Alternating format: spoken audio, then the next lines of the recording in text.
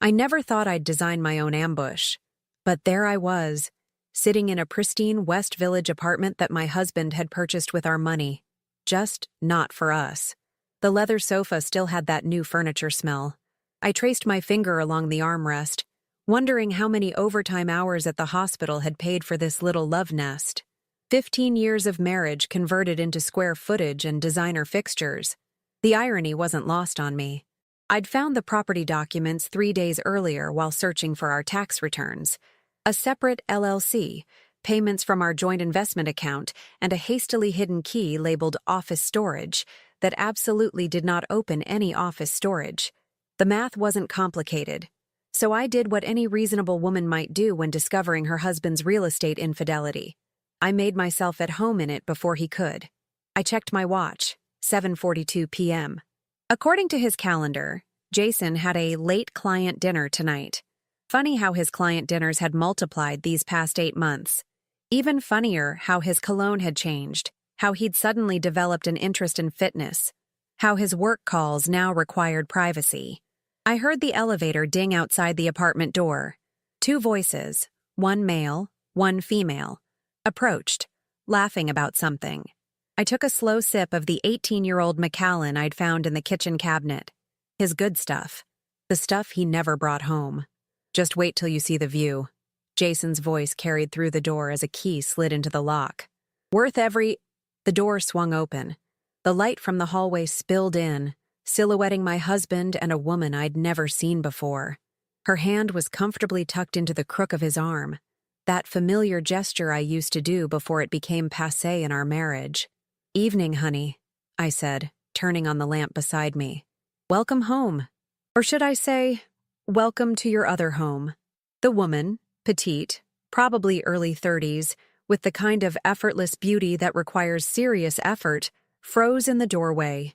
Jason's face performed a remarkable transformation from relaxed happiness to shock to poorly concealed panic in under 2 seconds. "Chloe," he managed, his voice strangled. How did you find the apartment you've been hiding from me for 6 months?" I stood up, refusing to remain seated like I was the visitor. "The better question is how you thought I wouldn't. You used our investment account, Jason. Did you think I wouldn't get statements?" The woman stepped back slightly. "Jason, what's happening? Who is this?" I extended my hand with exaggerated politeness. "I'm Chloe, the wife, the first property owner, you might say." "And you are?" "Megan," she whispered, not taking my hand, her eyes darting between me and Jason like she was watching a tennis match where both players were aiming at her. "Megan," I repeated. "Lovely to meet the reason my husband works so many late nights. Tell me, is the healthcare industry really that demanding, or has he been lying about his profession too?" "Chloe, this isn't," Jason began. "What it looks like," I finished for him. "Funny, that's exactly what my mother said when she caught my father with his secretary. Family tradition, I suppose." I walked toward the floor-to-ceiling windows overlooking the city. Beautiful view, excellent lighting, open concept, all the things I mentioned wanting when we were house hunting last year. I turned back to face them. "Remember when you said we couldn't afford an upgrade, Jason? I guess what you meant was we couldn't afford an upgrade for me." Jason finally managed to push himself into action, gently guiding Megan toward the door. "Maybe you should go," he murmured to her. "Oh no, please stay," I insisted. "You're as much a part of this conversation as anyone. After all, you've been living in an apartment I partially paid for." Megan's eyes widened. "You're married? You told me you were divorced." And there it was, the plot twist I hadn't anticipated. I laughed then, a genuine burst of surprised amusement. "Divorced? Well, that's news to me. I've been preparing meals, washing your clothes, and sharing your bed for 15 years with no interruption or legal documentation suggesting otherwise." Jason's face flushed red. "Chloe, please, this isn't how I wanted—" "To get caught?" I supplied. "I imagine not. No cheater schedules their own exposure party." I walked over to the kitchen island where I'd laid out my evidence. Bank statements, property documents, and photographs of text messages I'd recovered. "I especially enjoyed this exchange," I said, pointing to a printed screenshot. The one where you told her I was emotionally unavailable since my father died, using my grief as your excuse. That was a special kind of cruelty, Jason. The silence that followed was thick enough to cut. Jason stood motionless, caught between his wife and his mistress, looking like a man who'd just realized he was standing on a landmine. "So," I said, clapping my hands together with false brightness, "who wants a drink? We have a lot to discuss about real estate, shared assets, and exactly how much alimony the court tends to award when one spouse uses joint funds to purchase secret property for their affair." Megan was the first to break the standoff. She grabbed her purse from where she'd dropped it in shock. "I can't believe this," she muttered, her voice wavering between anger and humiliation. 6 months, Jason. 6 months of I'm almost divorced, and it's complicated. Megan, wait. Jason reached for her arm, but she yanked it away. "Don't touch me." She backed toward the door. "You told me you were living with your brother while finalizing your divorce. You said your ex-wife was bitter and trying to take everything." I couldn't help but laugh. "Ex-wife? Bitter? I made him breakfast this morning." Megan looked at me then, really looked at me, woman to woman. "I'm sorry. I didn't know." "I believe you," I said, and I did. Her shock seemed genuine. "But you should probably go before you become a witness to a homicide." She nodded and slipped out, closing the door quietly behind her. And then there were two. Jason's shoulders slumped as he moved toward the liquor cabinet. I beat him to it, slamming it shut. "No, you don't get to numb this. You're going to feel every second of it. Chloe, please, we need to talk about this reasonably." Reasonably? The word tasted sour in my mouth. Was it reasonable when you told me we couldn't afford fertility treatments last year because of market instability, while you were funneling money into this place? Was it reasonable when I put my career on hold so you could pursue your partnership? Was it reasonable when I stayed by your side through your mother's illness, your failed first practice, your depression? Jason flinched with each question. "That's not fair. I was there for you too." "Were you?" "Because I remember sitting alone at my father's funeral reception while you took an emergency work call that I now suspect wasn't about work at all." He had the decency to look away. 15 years, Jason. That's what I gave you. 15 years of cooking your favorite meals, remembering your colleagues' names, planning our future. My voice cracked despite my determination to remain cold.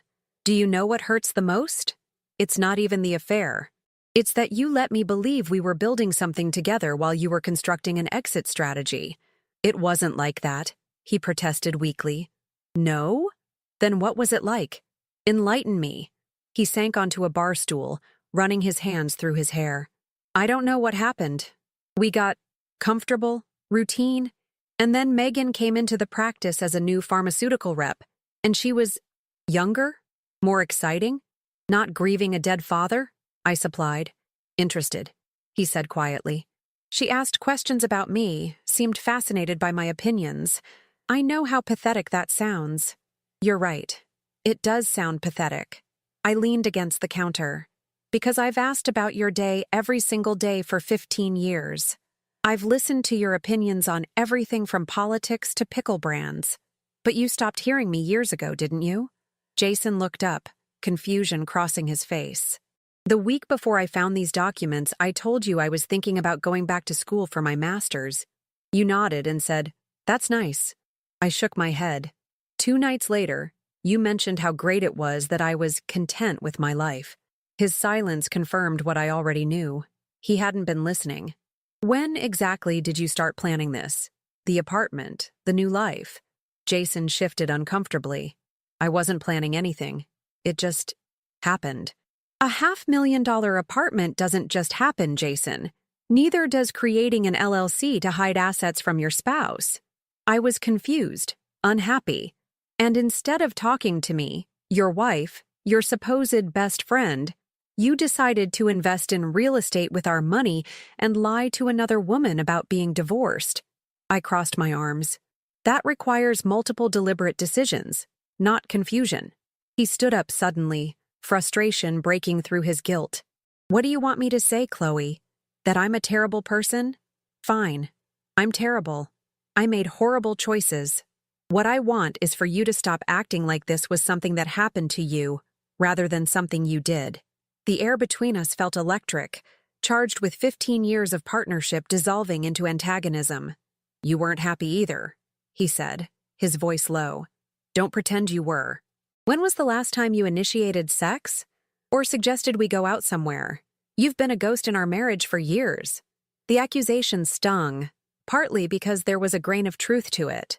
I had withdrawn, especially after my father's death, but I'd been grieving, not cheating. So your solution to my emotional absence was to screw someone else and buy her an apartment with our money? I asked, my voice dangerously quiet.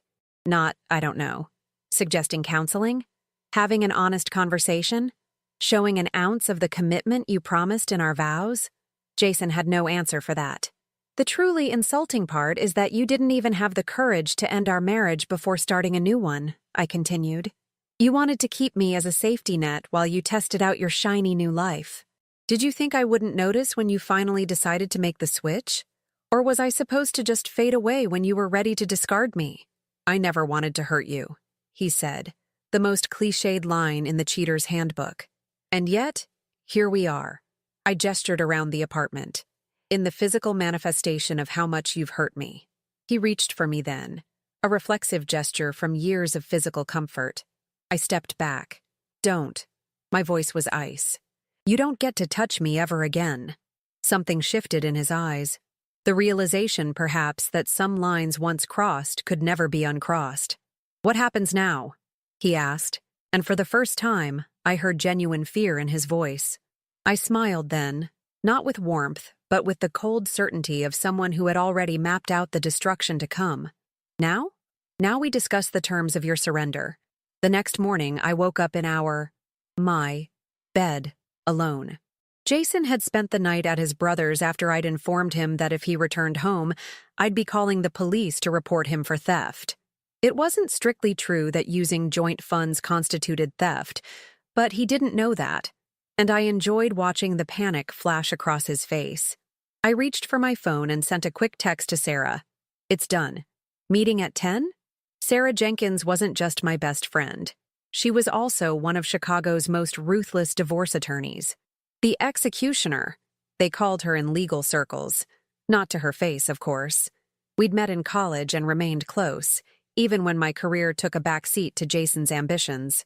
When she'd offered to take my case pro bono, I'd declined. I wanted to pay her full rate. This wasn't charity. This was war. My phone pinged with her response. Office. Bring everything we discussed. Don't forget the business records. I smiled. The business records.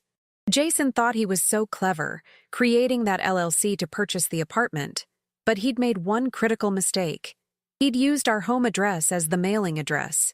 Every quarterly statement, every tax document had come to our house, directly into my hands since I managed our mail while he was working late. I showered and dressed with purpose, choosing a cream pantsuit that projected both confidence and wronged innocence.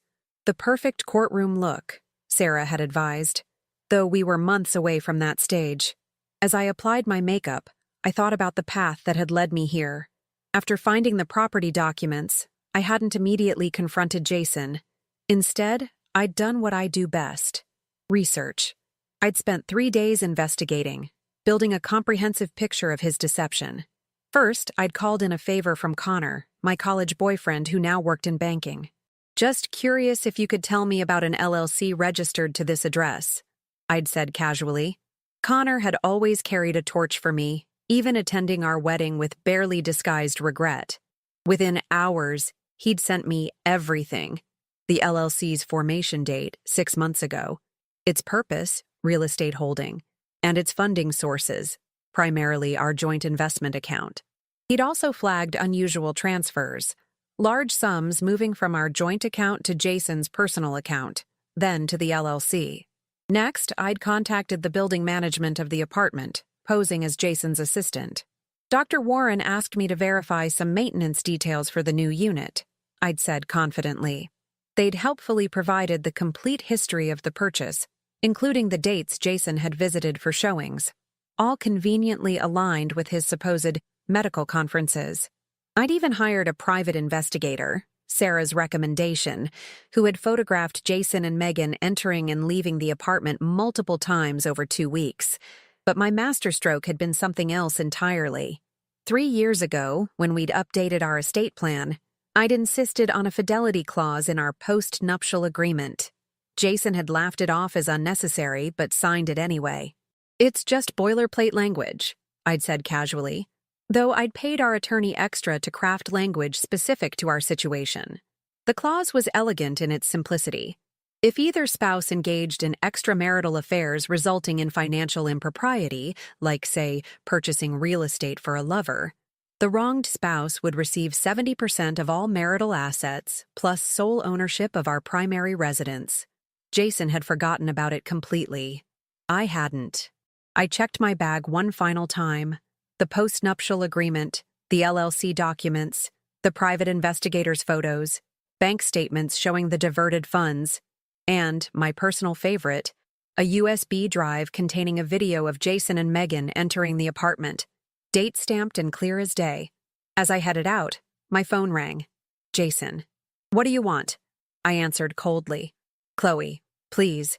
Can we talk about this? There has to be a way to work through. Save it for someone who still believes your lies." I cut him off. "I'm meeting with my attorney in 30 minutes to discuss divorce proceedings." "Attorney?" His voice rose an octave. "Chloe, don't you think that's premature? We should try counseling first. Work through—" "The time for counseling was before you bought a sex apartment with our retirement fund," I snapped. "And just so we're clear, I know about the money you've been siphoning from the practice too." That was a bluff, but his sharp intake of breath told me I'd struck gold. Mental note: have Sarah add professional financial impropriety to our investigation. That's not what that was for," he stammered. "Save it for your deposition," I said, and hung up. As I drove to Sarah's office, I thought about the quiet preparations I'd made over the past year. Even before discovering the apartment, something in me had sensed the shift in our marriage. I'd opened my own bank account, started transferring small amounts of my personal income into it. I'd cataloged our valuables, documented our financial history, and most importantly, I'd reconnected with my professional network. 2 months ago, I'd interviewed for a position at the Art Institute's restoration department, my original field before I'd scaled back to support Jason's career. They'd offered me the job last week. I hadn't told Jason. It was my safety net, my guarantee of independence regardless of how the divorce settled.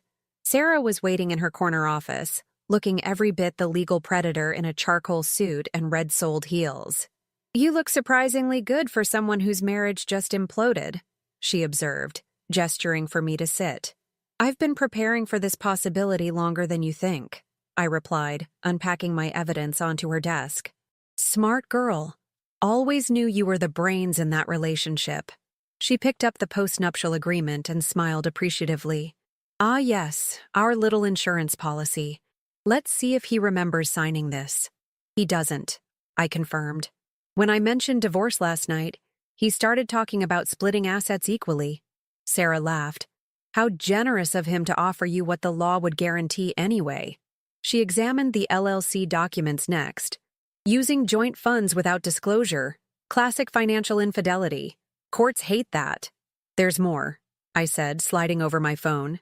"Check the texts he sent me over the past 6 months. Every time he was working late at the hospital, his location data shows him at the apartment." "You tracked his location?" Sarah raised an eyebrow, impressed. "Family sharing. He set it up years ago so I could see when he was heading home from work." I smiled thinly. Ironic, isn't it? For the next hour, we strategized. Sarah would file for divorce citing adultery and financial misconduct.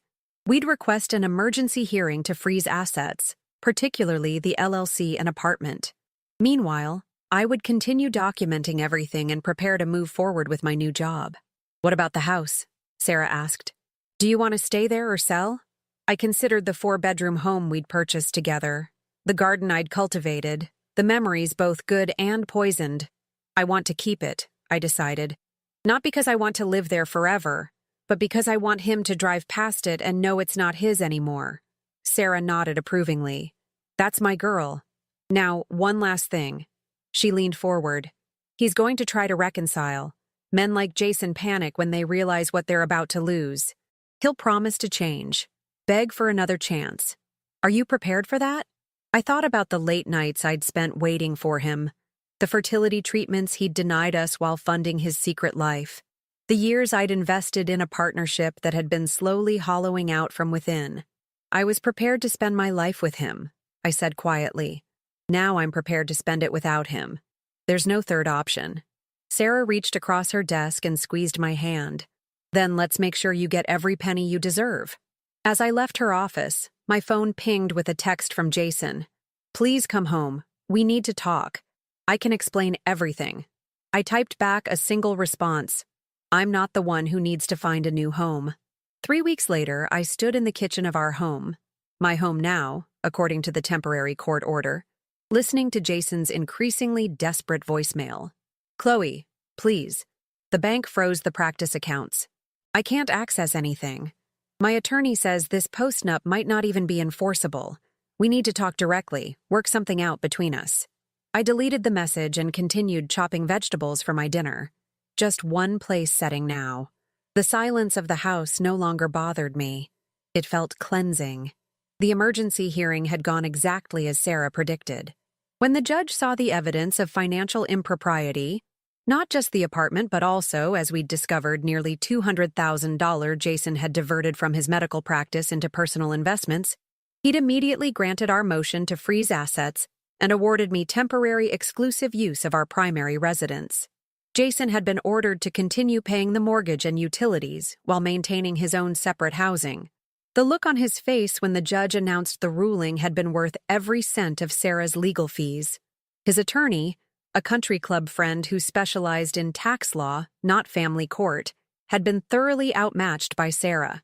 They'd tried arguing that the post-nuptial agreement was signed under duress. It wasn't. And that the apartment was a legitimate investment property. It clearly wasn't.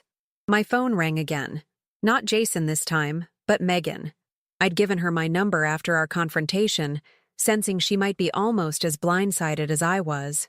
After a moment's hesitation, I answered. Hello, Megan. Chloe. Her voice was tight.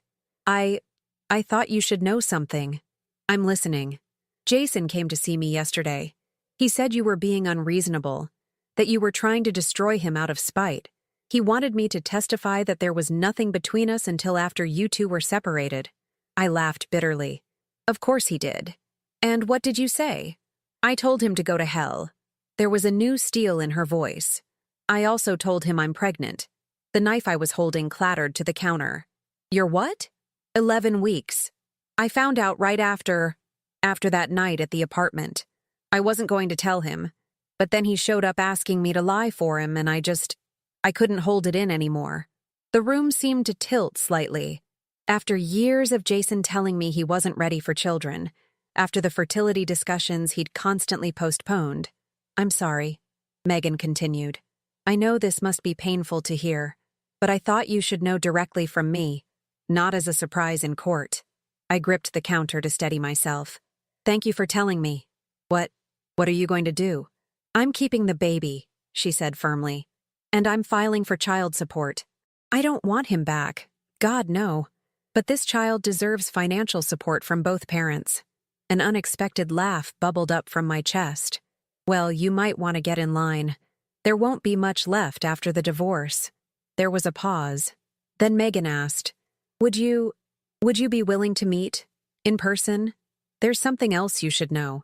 That's how I found myself sitting across from my husband's pregnant mistress at a quiet cafe the next afternoon.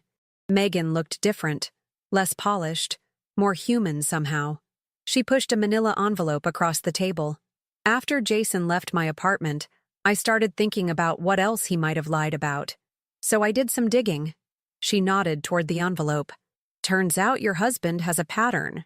Inside were printed emails, social media screenshots, and what appeared to be dating app conversations. All from Jason, all with different women, spanning back nearly 5 years. It wasn't just me, Megan said quietly. There were at least 4 others that I could find. Most short-term, but there's one, Rebecca, who he's been seeing on and off for 3 years. She works at his practice as a pharmaceutical rep, too. I flipped through the evidence with surprisingly steady hands. Why are you giving me this? Megan sipped her herbal tea. Because he tried to make me complicit in his lies. Because he told me you were cold and unloving when I can see now that you're anything but. And because... She placed a protective hand over her still flat stomach. I want my child to know I did the right thing, even when it was hard. I studied her face, searching for manipulation or hidden agenda, but found only exhausted sincerity. Thank you, I said finally. This will help. There's one more thing. She hesitated. Jason told me he's planning to claim the practice is failing, that he'll need to declare bankruptcy to avoid the settlement. But I've seen the books. The practice is doing better than ever. He's just hiding income. I smiled slowly. Now that is very interesting information. 2 days later, I sat in Sarah's office as she reviewed Megan's evidence. This changes everything, Sarah said, her eyes gleaming with predatory delight.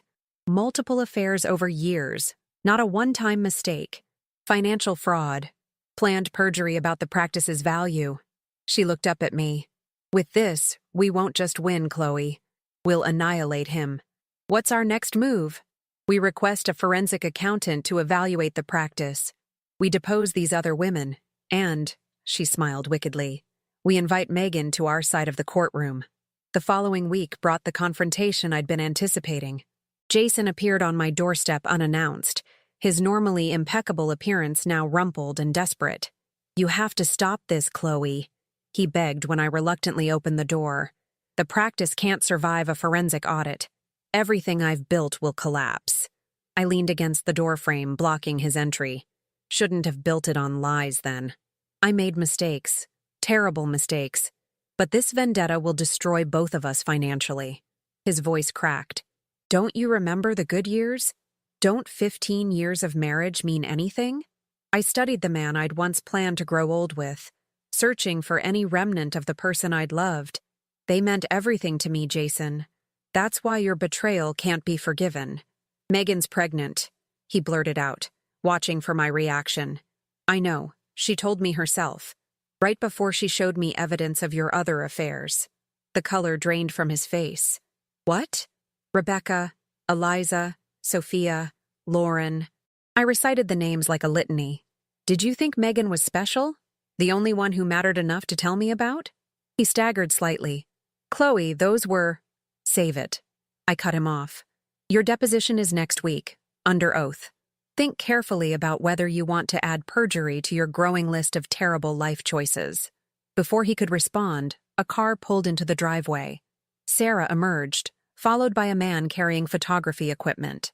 Perfect timing, I said brightly. The appraiser is here to document everything in the house for the asset division. You remember our wedding china? The art we collected? The furniture you insisted we needed? We're cataloging it all today. Jason watched helplessly as they approached. This isn't you, Chloe. This cold, calculating person. This isn't who you are. I met his gaze steadily. You're right. It's who you made me. As Sarah and the appraiser reached the door, I stepped back. You should go now. Your life is falling apart, and I wouldn't want you to miss a second of watching it happen. He left without another word, shoulders slumped in defeat. For the first time since discovering his betrayal, I felt no satisfaction in his pain, only a quiet certainty that justice was finally being served. 6 months later, I stood in the gallery of the Art Institute, supervising the installation of a newly restored Monet. My new position as assistant conservator had proven to be everything I'd hoped for, challenging, fulfilling, and completely mine. The divorce had been finalized 3 weeks earlier. In the end, Jason hadn't fought the terms. When faced with the mountain of evidence, the multiple affairs, the financial deceptions, the planned perjury about his practice's value, he'd folded completely. I received the house, which I promptly listed for sale, 75% of our marital assets, and ongoing alimony that would decrease gradually over 5 years as I rebuilt my career. Jason kept his practice, though the forensic audit had revealed enough questionable financial maneuvers to warrant a separate IRS investigation. The West Village apartment had been sold, the proceeds split according to the post-nuptial agreement. I never set foot in it again after that first night. The memory of sitting in that leather chair, waiting for my life to implode and transform simultaneously, was enough. Megan had given birth to a daughter 2 months ago. We maintained a strange, cautious friendship, brought together by shared betrayal, and now linked through a child I occasionally saw in photos but would likely never meet. Jason was minimally involved in his daughter's life, sending support payments but keeping emotional distance. Some patterns never change. My phone vibrated with a text from Sarah. "Drinks tonight to celebrate? That British curator you mentioned will be at Gibson's." I smiled. Sarah had appointed herself my re-entry sponsor into single life, insisting that 38 was barely getting started, and that I had years of hotness ahead after being wasted on that cheating doctor. "Maybe," I texted back. "Finishing installation here. We'll let you know." As I directed the lighting technician to adjust the angle illuminating the Monet, I felt a presence behind me.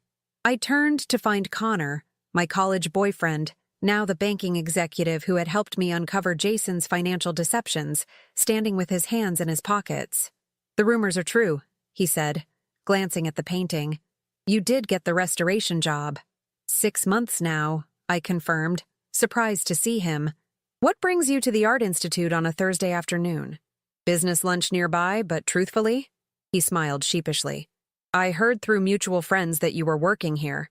Thought I'd see if you might want to grab coffee sometime." I studied him. The familiar, crooked smile, the confidence that had always come naturally to him, the history between us that predated all the pain. "Coffee," I repeated thoughtfully. "Just coffee? For now." His eyes met mine directly. "I heard about everything, Chloe. I'm sorry for what you went through." "Thank you. It was educational." I turned back to the painting. "I learned what I'm capable of, what I'll never tolerate again." "That sounds like a woman who knows exactly what she wants," Connor observed. "Getting there," I admitted. "Some days I'm still finding my way." We stood in comfortable silence, gazing at the Monet, the way the water lilies seemed to float on the surface while concealing depths beneath. "So, coffee?" he prompted gently. "Not yet," I decided. "But maybe dinner, next month, when I'm ready." He nodded, accepting the boundary without question. "I'll be here when you are. No rush." After he left, I remained in the gallery, watching as visitors moved through the exhibit, each seeing something different in the same artwork. 6 months ago, I thought I knew exactly what my life would look like.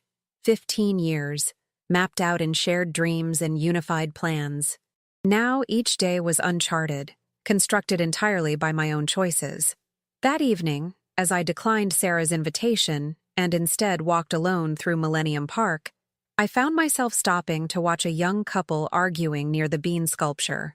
The woman wiped away tears while the man gestured emphatically, his body language screaming defensiveness. For a moment, I saw myself and Jason in them. The early disagreements that I'd smoothed over, the red flags I'd painted white through compromise and concession. I almost approached them, almost shared my hard-won wisdom about trusting instincts and maintaining boundaries. Instead, I continued walking, letting them find their own path as I had finally found mine. Back in my new apartment overlooking Lake Michigan, I poured a glass of wine and opened my laptop to review conservation techniques for an upcoming project. As I worked, I realized I was smiling, not from happiness exactly, but from something deeper, the satisfaction of reclaimed autonomy. The apartment building's buzzer interrupted my concentration. The doorman's voice crackled through the intercom. "Ms. Reynolds, there's a delivery for you." Downstairs, I found a package with no return address. Inside was a small, exquisite glass paperweight containing what appeared to be a water lily, remarkably similar to the Monet I'd been restoring. A note accompanied it. "To new beginnings, when you're ready. No rush. C." I placed the paperweight on my windowsill where the morning light would catch it. Not a commitment. Not yet. Just a possibility to consider when the time was right. That night, as I stood on my balcony watching the lake's shifting surface under moonlight, I thought about the strange, painful journey that had led me here. The betrayal that had nearly broken me had instead forced me to rebuild myself, stronger and wiser than before. I hadn't just survived Jason's betrayal, I had transcended it. The woman who had sat waiting in that apartment 6 months ago, heart pounding with betrayal and rage, was gone. In her place stood someone new, a woman who had learned that the most important vows aren't the ones we make to others, but the promises we make to ourselves. To new beginnings, I whispered to the night, raising my glass to no one but myself.